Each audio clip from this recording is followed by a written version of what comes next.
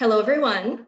Thank you for joining our session on how to lead through anxiety and uncertainty.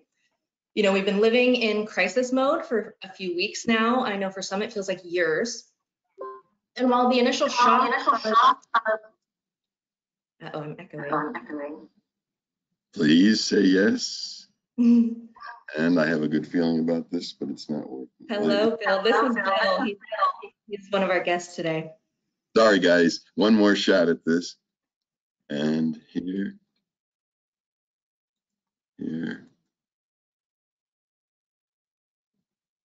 Everyone, just bear with us through some technical difficulties here at the beginning, and then we'll get going.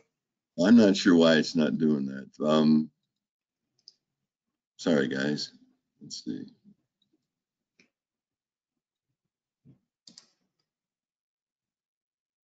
All right, so let's just keep going with our intro, and we'll get Bill fixed up here in just a second.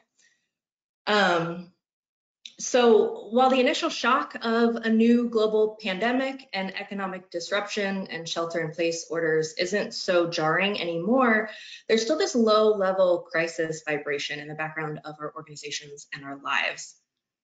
So one of our guests today, Jennifer Carter, and I were talking a few weeks ago.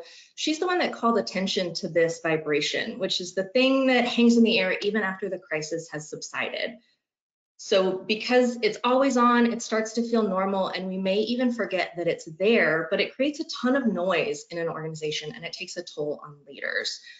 So I thought it was the perfect time to discuss not only how to lead through crisis, which is what we've been doing for the past few weeks, but how to lead through anxiety and uncertainty, which is a situation we can find ourselves in whether we're experiencing crisis on a global scale or not. So I'm really excited about our conversation today. Anxiety can be a tough topic, but I promise it will be insightful because our two guests, Bill and Jennifer, have a ton of experience coaching leaders through situations like this, and they're both extremely knowledgeable on the topic. Beautiful. Sorry, I'm back now. I'm unmuted, I'm back. Sorry, guys, go ahead. Awesome. Hello, Bill. So again, I'd like to say thank you for being here. I don't expect you to leave the session today feeling quite as zen as this guy on the slide, but I do hope that by coming together, voicing concerns, and sharing some insight, we can provide you with a place to pause, regroup, and prepare for whatever tomorrow brings.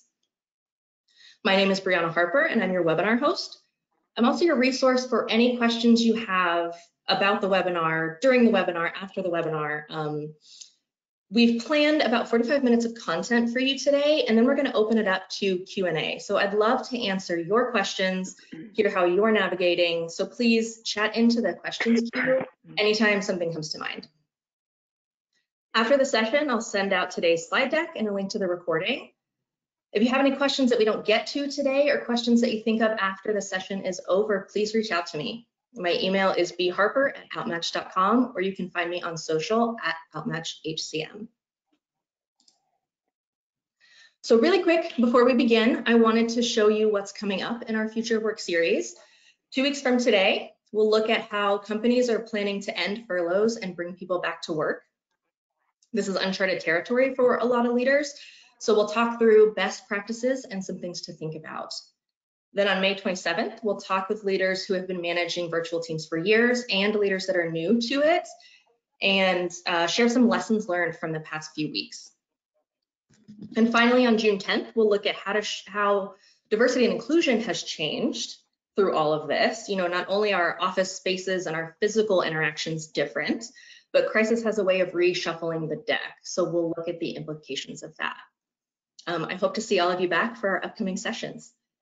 One last thing, today's session is valid for 1 professional development credit for the SHRM CP or the SHRM SCP. So look for that activity ID from me at the end of the webinar today. Like I said, we have 2 wonderful guests on with us, and you can see their faces right there on your webcam. They are speakers, they are entrepreneurs, they are executive coaches. It's really hard to sum up in just a few words all their experience and all the great things that they do. So Jennifer and Bill, I'd love to have you tell us a little bit more about yourselves. Jennifer, let's start with you. So hello, everybody. Thanks, Brianna, for giving us this opportunity. I'm thrilled to be with you today. My name is Jennifer Carter. I am president of EWF International. We are a leadership development company based in Dallas, and we're focused on increasing the number of women in leadership, business leadership and ownership, and helping companies invest in their leadership pipeline to drive more financial performance and innovation. My professional background started in marketing and branding. And then I transitioned into more culture management, culture transformation, and organizational strategy, basically helping companies do new things and hard things, even when they don't want to, and helping to motivate employees. Brianna is a graduate and alumnus of our Emerging Leader Program, which is how she and I know each other. And she's done an excellent job. I want to commend her and the entire team at Outmatch for the great job they've done navigating this and putting this webinar series together. So thanks for having me. Thank you, Jennifer. Bill, over to you. Brianna, thanks for having me. I'm Bill Bartlett. I'm the owner and Chief Revenue Officer of Corporate Strategies and Solutions. We're a Sandler Training Center. My focus is executive coaching and performance development in the area of sales and leadership. So we work teaching people how to sell and how to lead. I've authored the best-selling book, The Sales Coach's Playbook, Breaking the Performance Code, which we find that coaching is an important part of any leader's quiver, and they have to be able to use coaching to help people grow, especially in today's world. My client list is a mix of small and independent businesses all the way up to Fortune 500. I work in Hollywood with some professional actors as well as sports.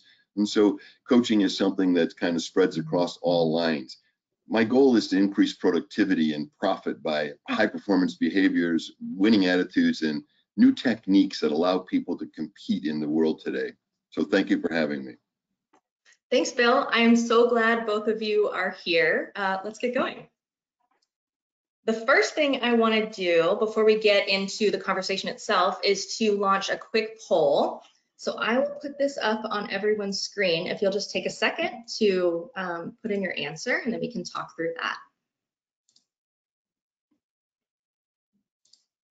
All right, so that poll is open for you to cast your vote. You know, we're all experiencing some form of anxiety right now, so we wanted to know how you're responding to it or how your organization is responding to it. You know, are you stuck and waiting for things to pass? Are you seeking the right course of action, but maybe not sure what that is?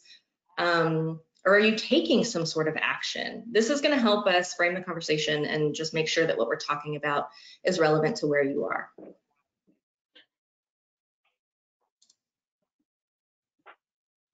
So it looks like we're getting answers in. I'll leave this open for just a few more seconds, and then we'll close it down.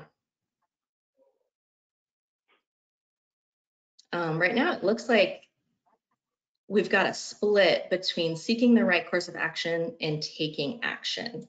So let me share these results with everyone.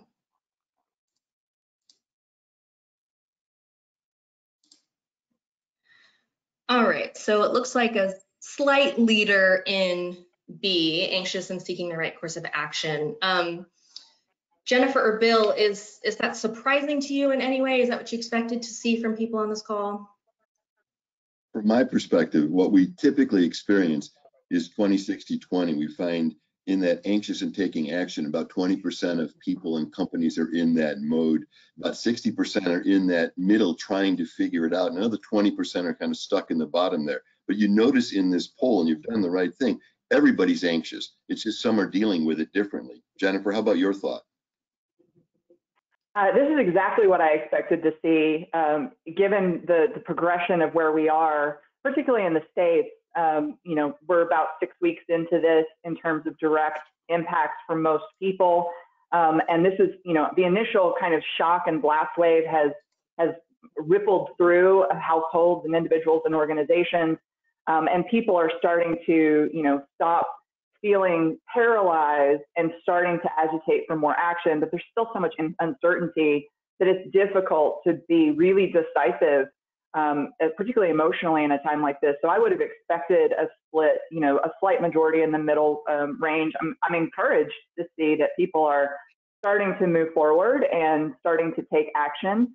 My expectation, and I'm sure you can echo this or correct it, Bill, is that people will pivot pretty quickly as they experiment and try things that will work in this uncertain environment. And that in and of itself is something that you have to pay attention to manage additional anxiety that's from the response itself. Yeah, you've nailed it with that thought. And one of the things that we're seeing in that top group there of taking action is these people are committed to not allowing the anxiety that they're experiencing to get in the way of their growth. And so they're working with their staff differently. They're working with their clients differently. And we see them standing out as people that even before this had a plan they were committed to. Yeah, that makes a lot of sense. Thank you, everyone who put in their answer. I'm going to close this down and get us going.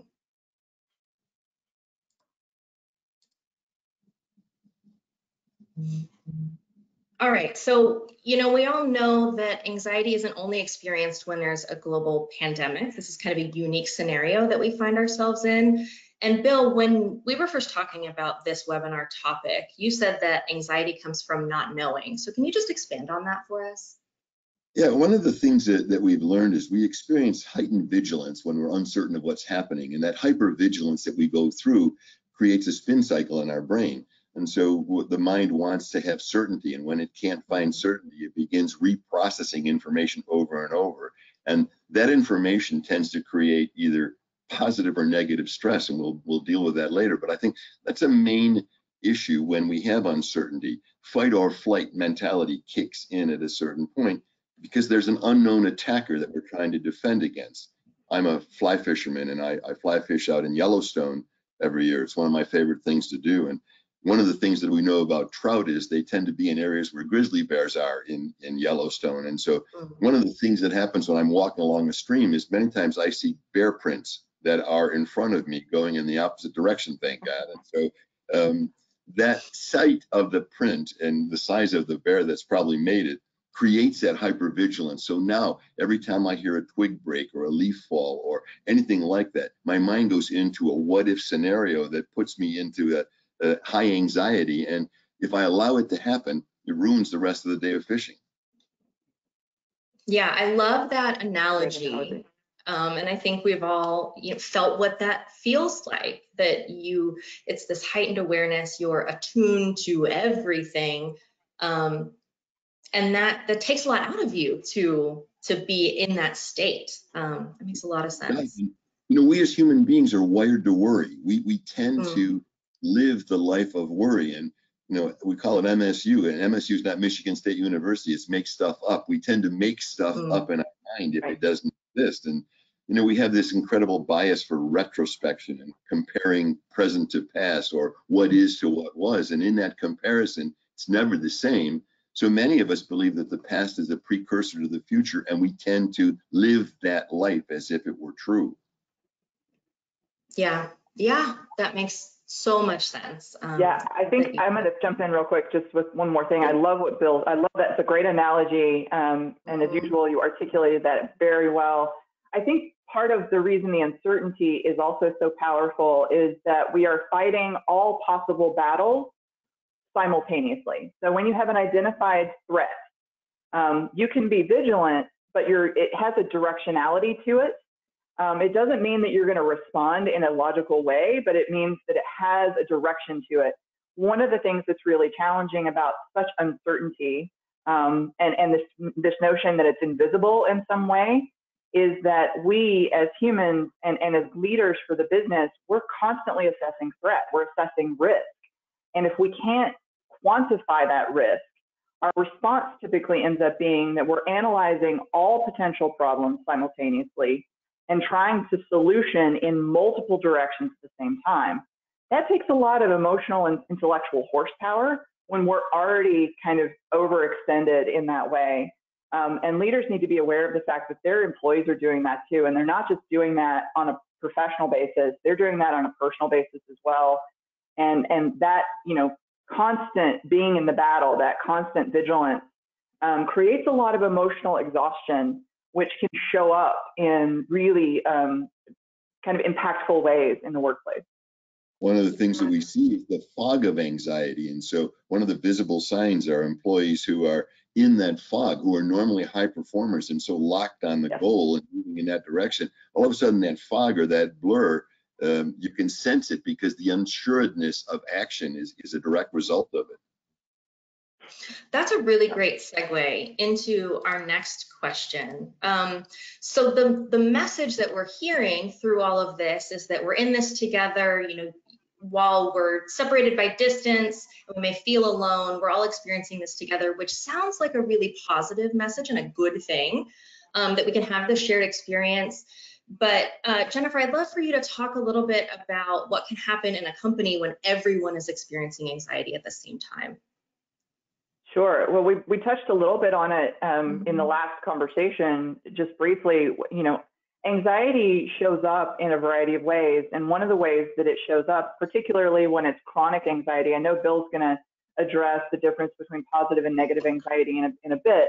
I'm not going to scoop him on that. But one of the things that happens when there's chronic anxiety, like we're experiencing now, that low level hum, you described it, that vibration earlier, is that it reduces our cognitive ability.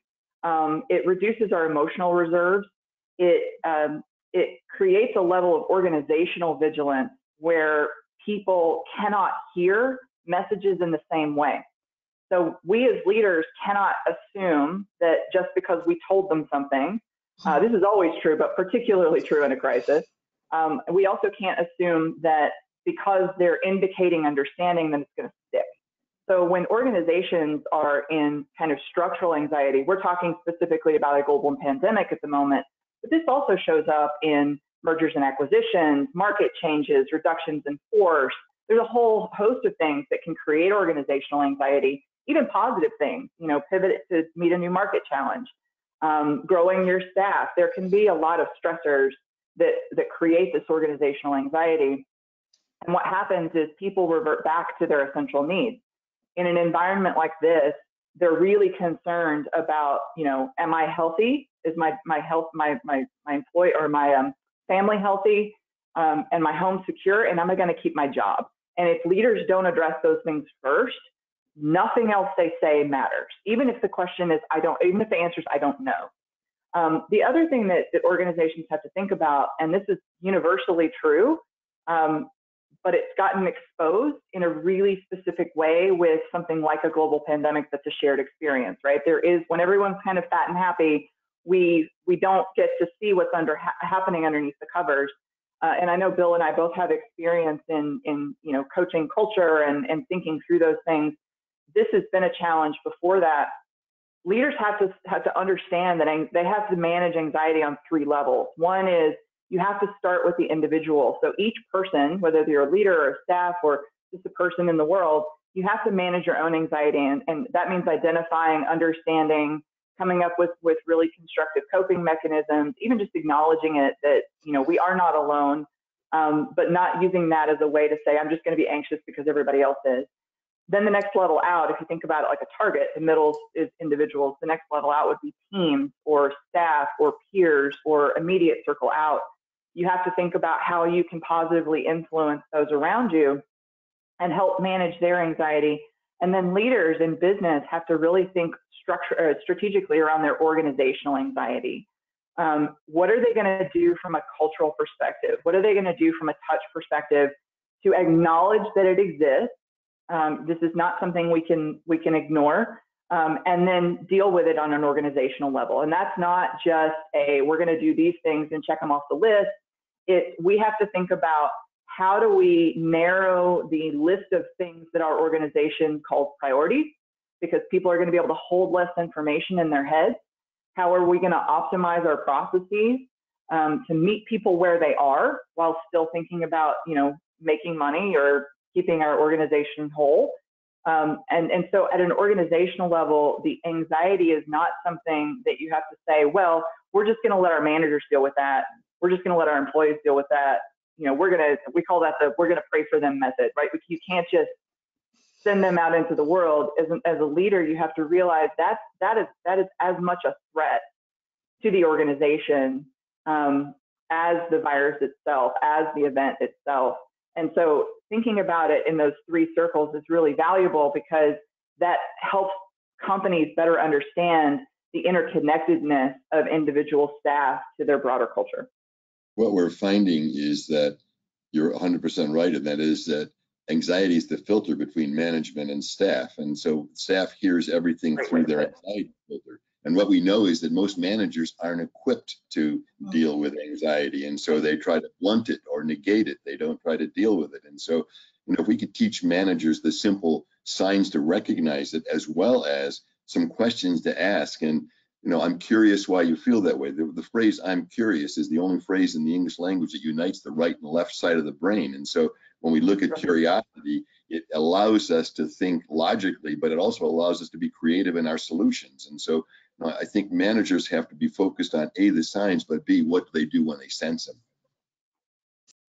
Bill, I love what you just said about curiosity in the statement. I'm curious. I actually hadn't heard that before. So that's a really great little nugget right there. And Jennifer, I love how you broke down anxiety into these 3 levels or these 3 buckets, because it's not just that you experience anxiety personally inside yourself. It's being experienced on your team. It's being experienced as a company. And each of those levels or buckets, there's a response that's happening there, and you really need to be aware of what those responses are, and then kind of be able to choose the direction that you want to proceed in, rather than let the anxiety kind of take hold of everything for you. So that was really great stuff from both of you. Thank you. I'd really like to zoom in with this next question on a little bit more of the personal side of this, how we experience anxiety within ourselves and how we manage anxiety within ourselves. And I think one of the most challenging things is, letting go of the plan, because we had a plan at the beginning of 2020 and that entire thing got unraveled. So, Bill, can you talk about what makes this so challenging, and what we can do to get unstuck from old plans and old beliefs and old ways of thinking?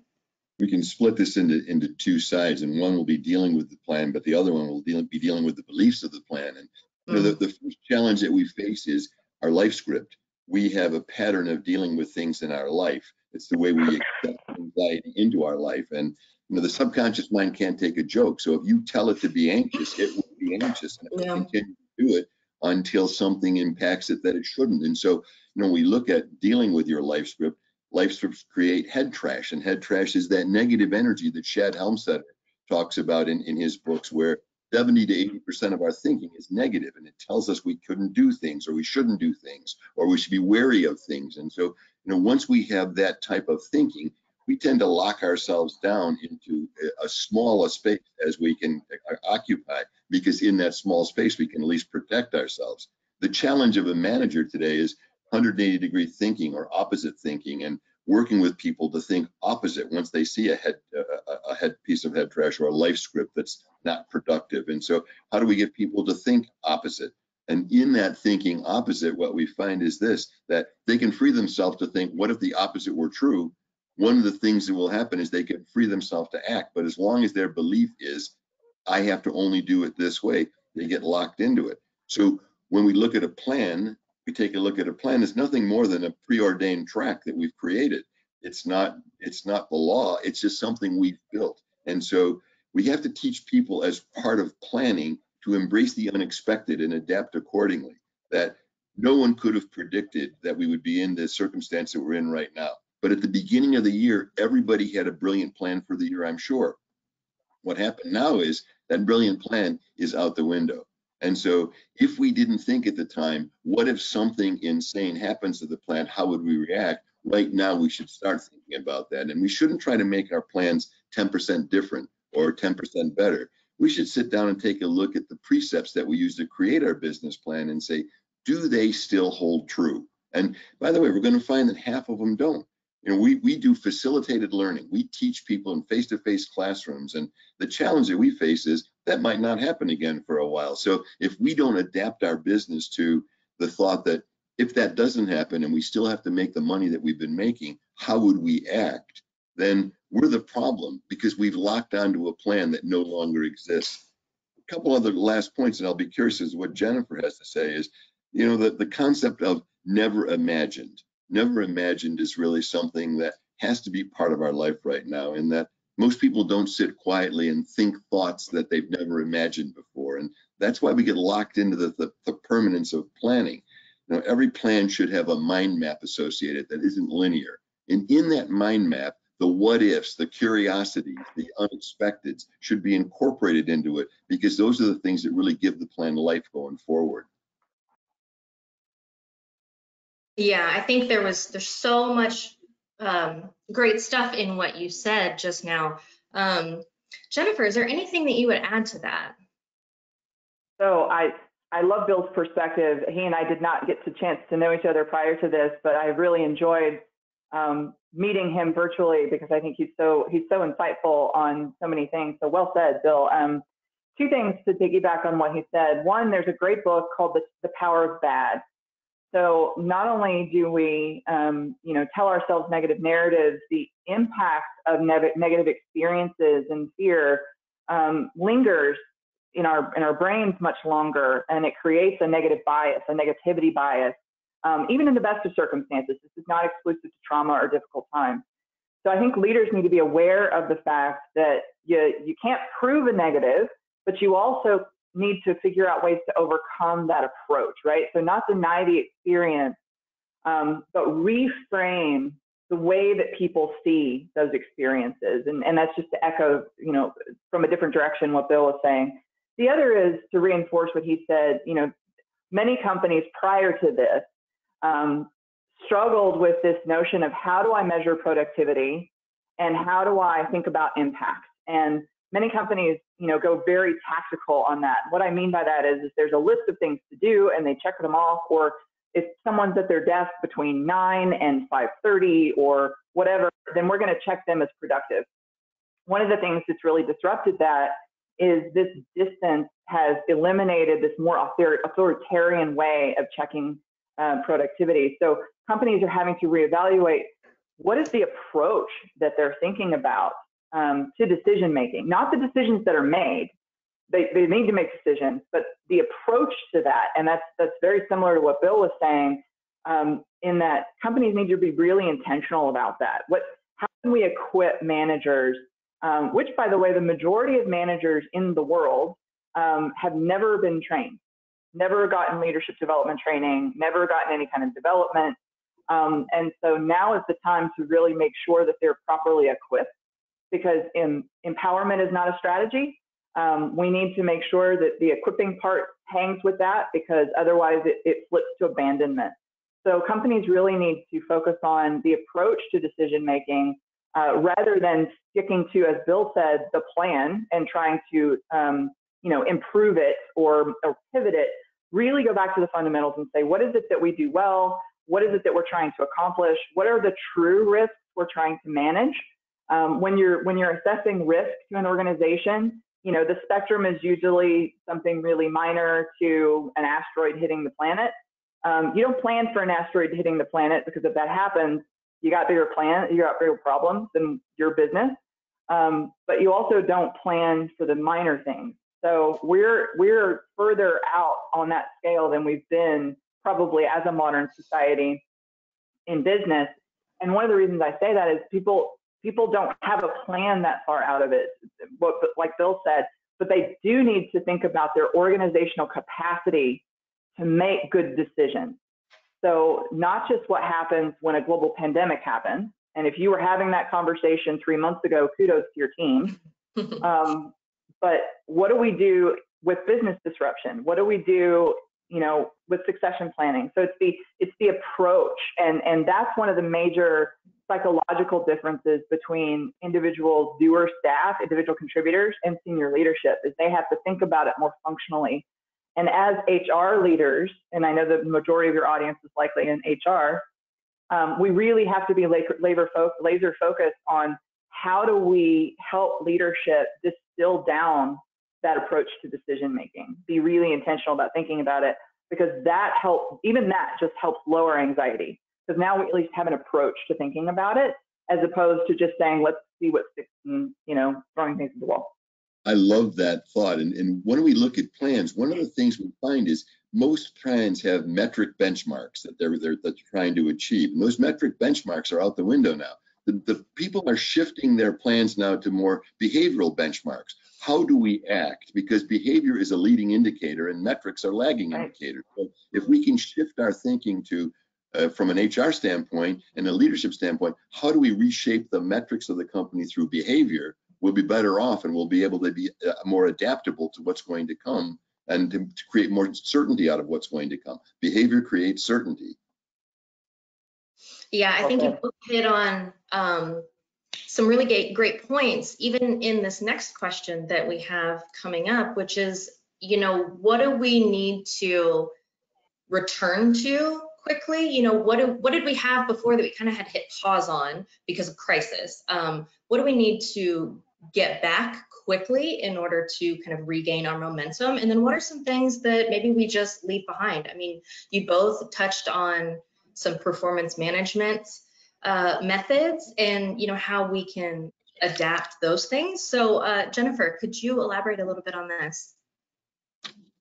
So I think that the aspiration to return to normal is something we need to push off. I think that we need to be able to say we're going to return to stability, or we're going to return to a new version of us. I think there is not an organization on the planet, literally on the planet right now, that will emerge from this in the same vein as they went in.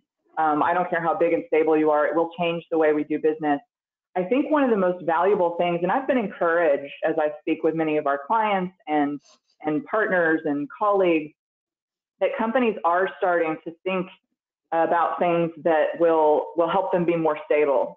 What I mean by that is they're starting to really be intentional about, okay, let's set a way to prioritize rather than just checking things off a list or focusing on activity. And I love the metrics comment that Bill made, because he's spot on there. We are really focusing on iterative experimentation.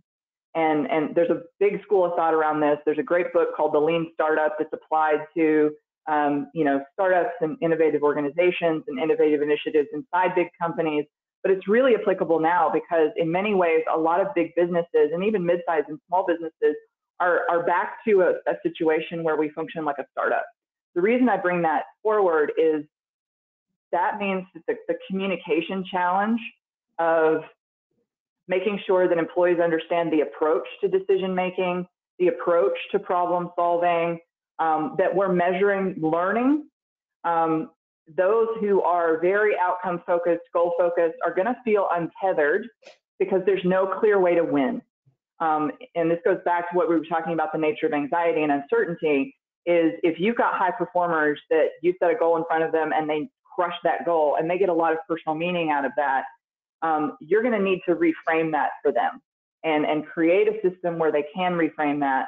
And so organizations are going to have to put metrics around how are we going to experiment with new business models, with new approaches, with new metrics, with new behavioral assessments, with new performance management, not blow the whole system up, but think through what's important to us as an organization, what's important to us as a core competency.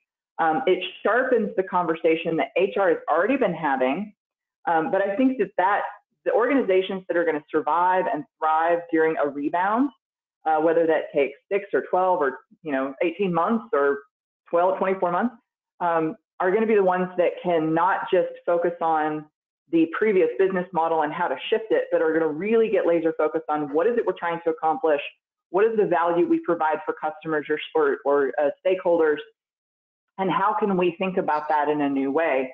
And so to put a very fine point on it, I think the things we need to eliminate are focusing on activity instead of impact. I think the things we need to really focus on is what are our organizational priorities. Making money is not an answer, because there are lots of ways to do that. That is not focused enough. We have to say, here's the value we're delivering for customers in this new world, and here's how we're going to get there. And employees need to understand how what they're doing at home connects to that, because without that, people lose their sense of purpose. That's part of the motivation slump we're seeing in high performers, is they feel like they're not getting traction.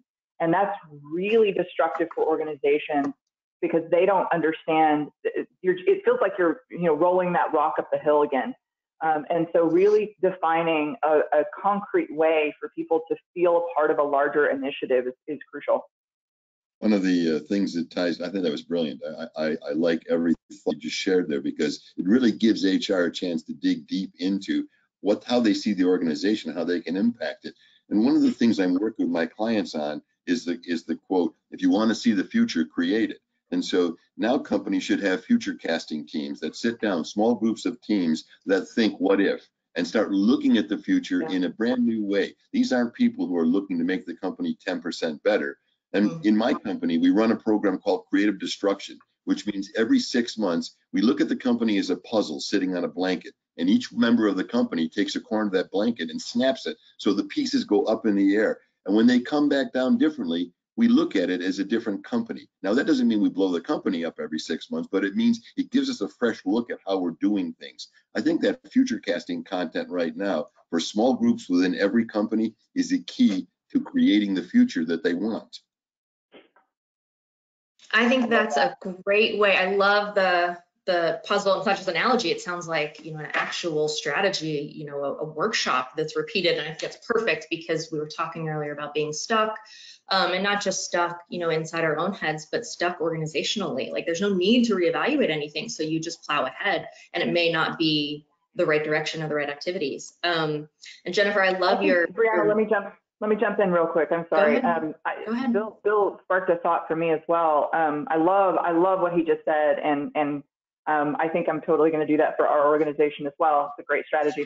But one of the things that is really crucial for leaders to know in this time, and that is to look at this as a transformation. The reason I say that is because it changes the mindset in a transformation environment. And that means that you're going from one culture to another, or you're changing markets, you're responding to a market threat, whatever that is. What that means is you have to accomplish the work and provide the value in a new way. Everyone has been forced into some form of a transformation. Some people are being very proactive about it. Some people are being entirely reactive, and all companies will fall on that scale. There are two things that leaders really need to understand about that. And there's quite a bit of data to support the psychological shift here, and I'm sure Bill can speak to this as well. One is there will be what has been dubbed the valley of despair in a cultural transformation. And although it is kind of terrifyingly named, a leadership goal in a transformation is to shorten that valley. So if you as a leader are seeing this dip, first of all, it's predictable. It is known. We see that kind of slump. And of course, the severity and suddenness of this, I'm not trying to dismiss the enormity of this circumstance, but what I'm trying to reassure leaders out there is this from an organizational perspective is not a brave new world that we know nothing about. It is something that has triggered a phenomenon that existed before. And there will be a dip in morale, in productivity, in revenues. That would have been the case even if this was just a market change or an acquisition of a new audience or a product launch. This would have happened. It just wouldn't have happened in the same way. So that's the first thing. If you're freaking out about it, we appreciate that. We understand this is scary and that's real, but it is a predictable thing and you're not alone in that. Your job as a leader is to shorten that valley. Your organization will go through it. It is a reality about human psychology. What you can do to help shorten that is recognize that your first job as a leader is to help manage your employees' emotional landscape, to think through what can I do as a leader to speak to their immediate concerns, even if the answer is I don't know, and reassure them and solicit their help in solutioning things to these problems and providing solutions. So a lot of leaders will try to insulate their employees from uncertainty. Unfortunately, and Bill said this very well earlier in a different way, employees will speak into that gap the most negative thing they can think of. So if And this happens when there's a merger or a reduction in force or a change in leadership. It happens. Employees will fill a void with negative things, and we'll tell ourselves stories, and we'll make things up, as he said, make stuff up. And so leaders need to understand we are managing a cultural transformation that was forced by a global pandemic. This has a predictable cycle, and your first job is to manage your employees' emotional anxiety first, because they cannot hear you if you don't do that first. It doesn't matter anything else you say. If you don't start there, and your first gesture in every meeting, every communication, every interaction isn't reassurance, some kind of transparency, vulnerability, leadership vulnerability is really crucial to create connection right now. If you don't start there with everything you do, it doesn't matter what you say next, because they cannot hear you. You're spot on. If I can give you one go thought about change, because you nailed it with your thinking about change. Human beings don't change, they transition. And so, Kathleen Ross came up with a roadmap for dealing with sudden death many years ago. And I took and expanded it to how we deal with transition in an organization. And Jennifer, your point of the valley of despair, everything begins with shock, goes into denial, and then resistance. And that's where that valley exists. Many employees are stuck there. And so now it's up to our leaders to make sure we get them to come out of it. So how do we come out of it? With exploration of the upside of a new action, of a new activity, of a new direction. And so even in that exploration, they're still in that valley, but little by little, they're gaining confidence that there's a world they can create. And from exploration, we go to commitment and adaptation. I think we fail as leaders when we expect our people to go from shock to adaptation overnight. That's the change model. It just doesn't work. I think what you both said is very, very true. Yeah, very helpful too, because I think as people are in the war room and they're rethinking the business plan and the strategy, and to your point, Bill, about you don't just want to make it 10% better, you really have to transform. It's important to remember what your employees are and aren't hearing out of that, because they're not in there with you. And it's so important what's communicated and how it's communicated. So I think both of your kind of action items, things that people can actually do, are so helpful. And I think it's interesting that we talk about transformation, because this was a topic of conversation even before the pandemic. I mean, companies were all about digital transformation, cultural transformation. This stuff was happening, or maybe we thought it was happening. And then we really kind of got brand new urgency into not just transformation as a business strategy, but transformation as something we were forced into, that we just had to figure out in the moment, and that we're still figuring out. So I think all of that was really helpful. And I also heard both of you say, this idea of kind of finding clarity and defining meaning through all of this, because I read in preparation for this webinar, I read a quote that said, "Action is the antidote to anxiety," which I thought was interesting. And I think I could agree with that. But also what I'm hearing from the both of you is it's not just any action, right? It's the right action, and it's maybe not even the action alone, it's just the getting rid of that uncertainty, however you can do that. So I think, yeah, go ahead. No, you've nailed it. I think that we've talked, Jennifer, you and I, a while back about stress, the concept of where stress comes from, and stress is either positive or negative, right? And so when we're in negative stress, it means we're stretched and our belief systems won't change, and we're kind of believe that even if we do our best work, we're never going to get out of the situation we're in. And so the other side of that is positive stress. When we look at positive stress, it comes when we're stretched, when we know if we have our A game and we're executing, we're going to set new barriers. We're going to be those shining knights on the hill. Well, we can't live in negative stress. We have to find a way to teach people what positive stress is, that it will give us that edge we need to compete, to both of your points. Yeah, I totally Absolutely. agree. And I'm going to connect what Bill just said, which I think is so smart, to another point we talked about earlier, and that is that, we're talking about this kind of linearly, and Bill and I both agree that organizations need to understand and managers need to be prepared for the fact that this is cyclical. So, this is going to be a series of iterations as companies figure out how to evolve, whether it's, evolution, transformation, whatever metaphor we want to use here. We're not going to come out of this in a linear fashion. This is going to be a series of decisions and cycles emotionally for leadership. And that's exhausting in and of itself. So companies, whether global pandemic aside, one of the things we see in transformation is, whether they're Fortune 500 or small businesses, is that when you're halfway through the process, facing the climb, right? So you've gone into the part of the valley, you've gone to the valley floor, and you're facing that climb. A lot of organizations mistake the valley floor, if you will, stick with me on the metaphor, for normal. They think, oh, I'm so glad that's over. We've stopped declining. We've leveled off. That's great.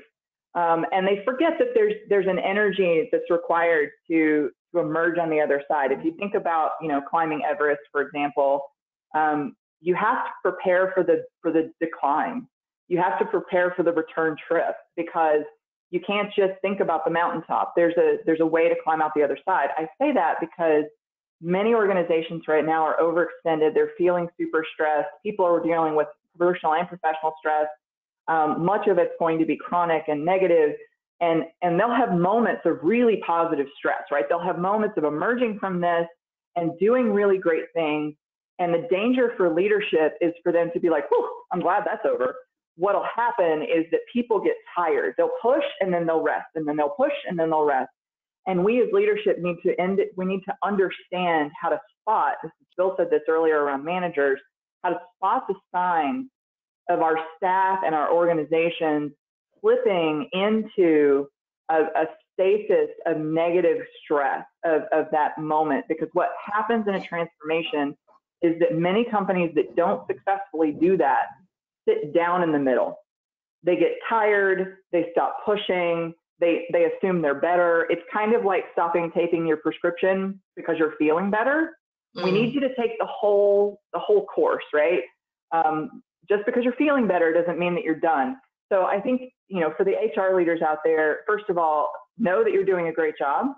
I know that's a lot of emotional energy to push, especially through video.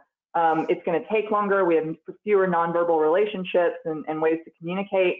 It's going to exhaust people. So you guys are doing great. You're doing a very good job. Give yourself credit for things you're doing well. Don't just focus on the things you're not. The second thing I would say is, remember that you're going to continue to go through these cycles. Give yourself and your staff grace to go through that.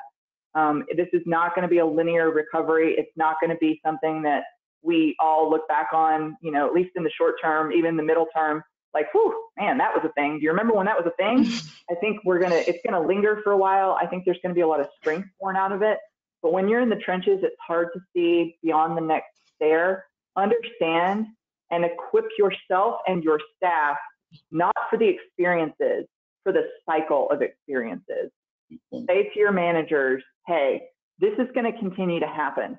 Do not consider it a personal failure if your high performers come out of this, they start performing, and then you see another dip. Like, don't say, oh, I'm failing. You need to say, oh, this is just leveling up. It's the next iteration of that.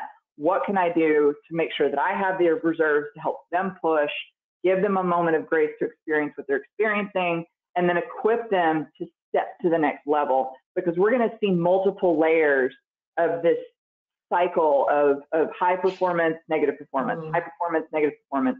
And people need to give each other grace from a scheduling perspective, from a performance management perspective, from a personal care perspective, to go through that for quite a bit of a period of time. That's a great call out, because I think in times like these, people tend to make blanket statements. So just kind of saying I failed at something is not the right approach. So that's really helpful. And I love your prescription analogy. I think that was perfect. We've got, let's see, about 10 minutes left in our discussion today. If you have questions, please chat them in, and I'll have Jennifer and Bill answer your questions. So while you guys are putting questions in, I'd like to throw one more question over to Bill.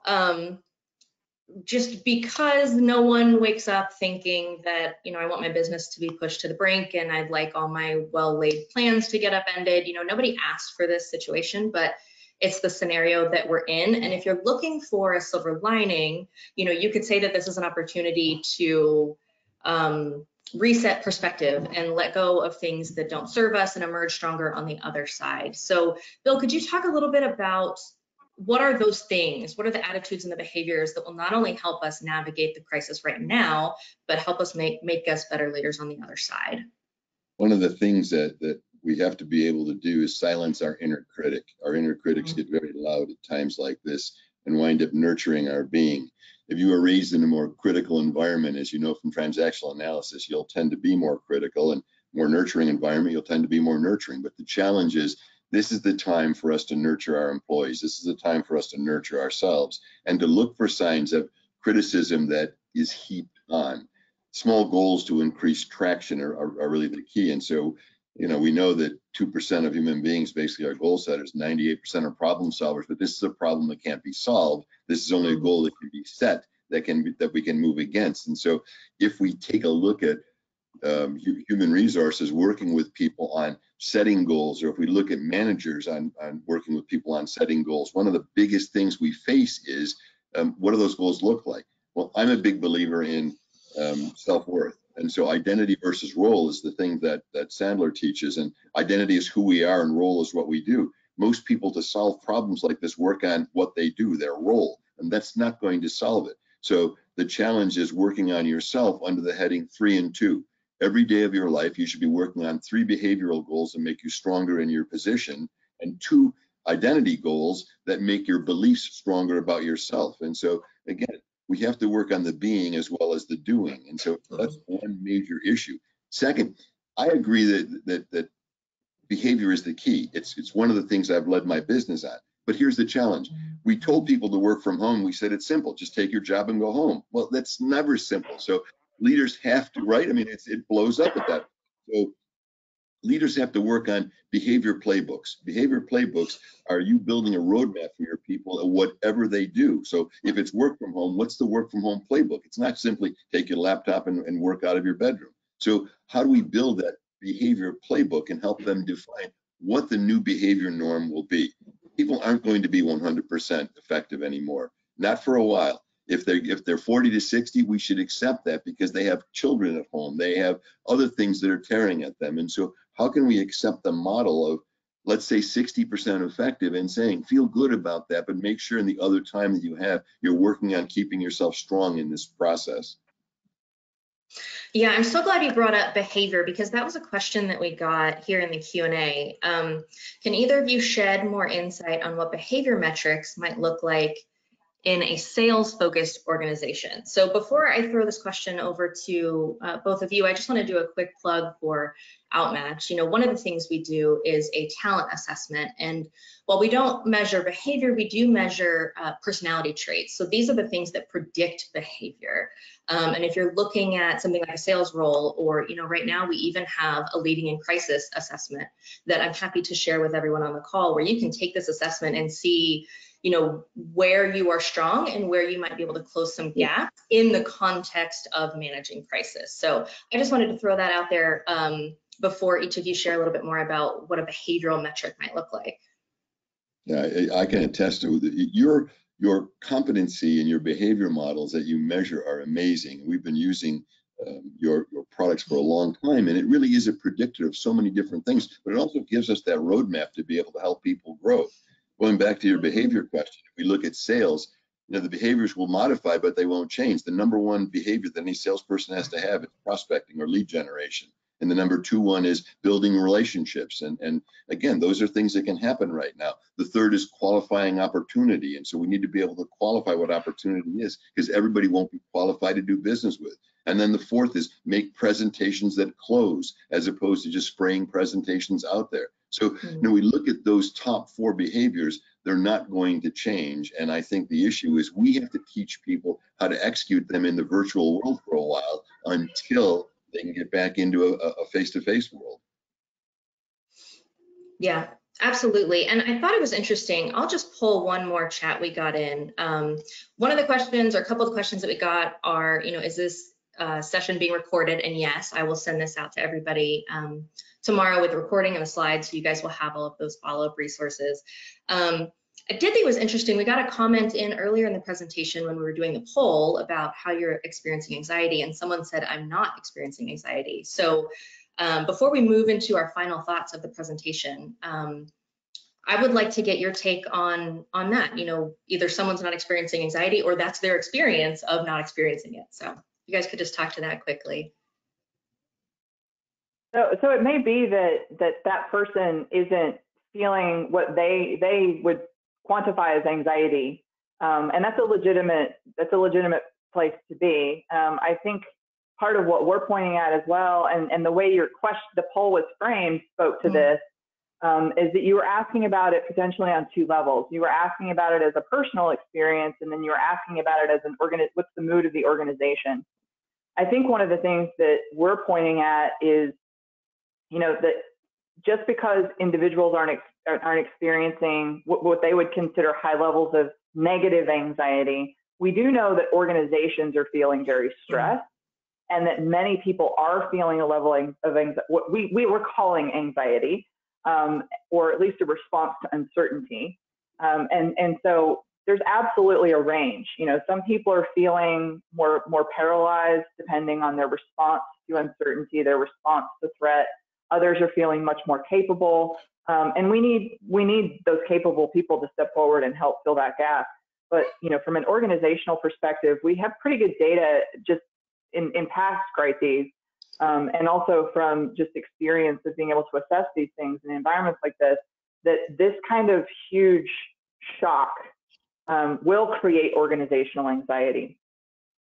One of the things that we know is that psychologists tell us everybody experiences anxiety, but some have a built-in mechanism to deal with it and mitigate it. So it may be there, but whoever asked the question may have a natural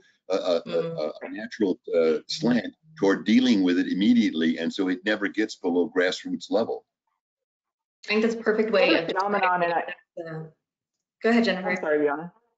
I was just going to throw one more thing in because I'm sorry, I didn't hear you. Please go ahead. Go ahead. Sorry. One quick thing. You know, one of the things that I've spoken to a lot of leaders about is exactly what Bill just said. You know, some people have a natural mechanism for managing their anxiety.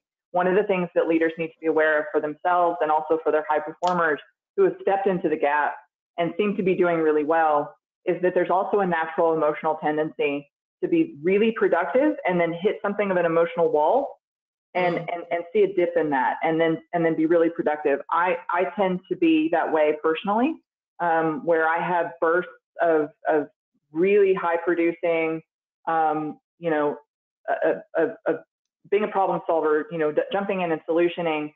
And as a leader, I'm great at crisis for that reason. I'm pretty bomb-proof through my experience, but I also have moments of like that blast wave for myself. And so I think we need to be really cognizant of that in ourselves and also in our leadership and be watching for that cycle, because if you've got someone who's not experiencing anxiety or who's coping really well, that may not be a permanent state. So those who you assume are fine, who are demonstrating being fine, still check in with them. You know, make sure that you're checking in with people, because those are the people who might do this silently. Yeah, I totally agree. Yeah, and everybody reacts to it differently. So just because you're reacting in some way doesn't mean that other people are reacting in that same way. So it's as if you need a roadmap for navigating not only your own anxiety, but the anxiety of the people that you interact with most often. So really quick, before we shut down the presentation, I chatted in that SHRM activity ID for anyone that needs it, but I'd like to leave us with you know, one piece of advice from each of you. What would you like our audience to leave with today, either to remember or an action item that they can take in terms of leading through anxiety? Bill, let's start with you. I ask people to take out a sheet of paper, just a plain sheet of paper, draw a line down the middle of it, split it in two. On the left side, write controllables. On the right side, write uncontrollables.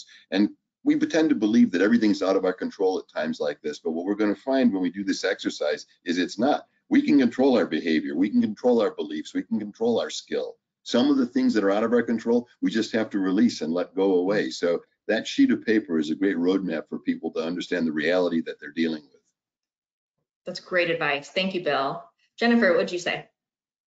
I would recommend similar activity with a slightly different focus. I would recommend that leaders do an exercise where they identify the key stakeholders in their lives. And what I mean by that is themselves, their families, their teams, their organizations, and go through and catalog what do they think the other person is most concerned about, the top 3 of what the other people or themselves are concerned about. Call those things out by name, which helps eliminate the fear factor and focus people's energies, because one of the most impactful things we can do right now is what we call professional empathy. That means that you understand the other person's perspective and how to help manage to those anxieties, those emotions, those opportunities. And we don't often catalog in an intentional way what other people might need. In our Emerging Leaders program, we talk a lot about understand how your leadership thinks, what they're concerned about on a day-to-day basis, how their performance is evaluated, in order to be a more efficient, effective communicator, because people hear things through a what's in it for me filter, always, what's in it for me. That's not selfish, it's human, and that's okay. But as leaders, make sure that you can catalog what do you think they're most concerned about, and then look for patterns and help that guide some of your communication initiatives. Thank you so much, Jennifer. Thank you, Bill. Thank you to everyone in our audience who stuck with us through the hour. It was a great discussion, so I'm so glad to have our guests on and have all of you with us today. So please come back for our next webinar and be sure to grab your SHRM code before you leave. Bye, everyone. Bye. Thanks for having us.